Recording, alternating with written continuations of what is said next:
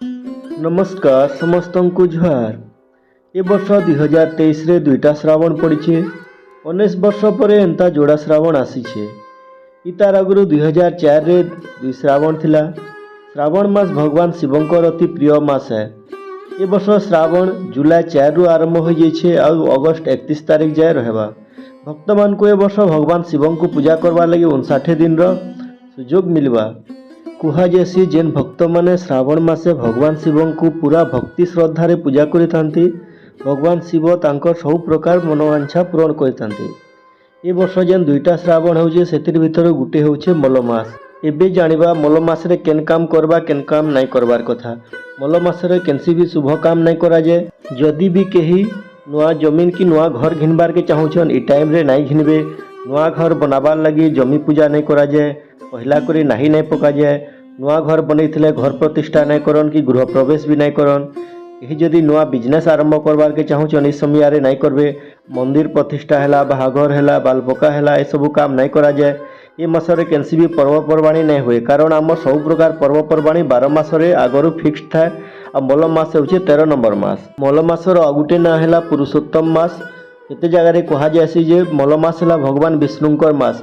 ए मासरे तांकर पूजा आराधना कले किंबा तांकर भजन कीर्तन कले भगवान विष्णु भक्त मानकर सब मनस्कामना पूरण करथांते। मल मास काना है का हैला जे हेसी से विषय समस्तंकर जानबार के इच्छा होथवा। आज से विषय रे किछि जानवा।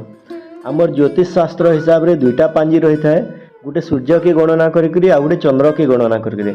आमे समस्ते जानिछु जे पृथ्वी सूर्य चारिपटे बुले, हेंता चंद्र पृथ्वी चारिपटे बुले। चंद्र के पृथ्वी चारिपटे थरे बुली आसवार लगी 27 दिन 7 घंटा 43 मिनिट टाइम लगी थाए। हेंता पृथ्वी भी सूर्य चारिपटे बुलू थाए। जिते बेले चंद्र पृथ्वी के गोटे राउंड बुली थाए, पृथ्वी भी किछि रास्ता आगकू चली जाए थे। तेणु चंद्र के गोटे पूर्णिमा रु आ गोटे पूर्णिमा हेबार लगी 2 दिन रु किछि समय अधिका लगी जाए थे। माने गोटे पूर्णिमा रु आ गोटे पूर्णिमा के चंद्र के 29 दिन 12 घंटा 44 मिनिट और 3 सेकेंड लगी थाए। ई हिसाब रे चंद्रर गोटे मास हैला 29 दिन 12 घंटा 44 मिनिट और 3 सेकेंड और गोटे वर्ष हैला 354.36 दिन। किंतु सूर्यर गणना हिसाब रे गोटे वर्ष हैला 365.24 दिन। चंद्र गणना हिसाब रे गोटे वर्ष हैला 354.36 दिन और सूर्य हिसाब रे 365.24 दिन। माने सूर्य गणना और चंद्र गणना के हिसाब कले 10.88 दिन रो डिफरेंस रही जाउछे। एबे जानी पारबो जे चंद्रर गोटे वर्ष सूर्यर गोटे वर्ष नु 10.88 दिन पछे रही जाउछे।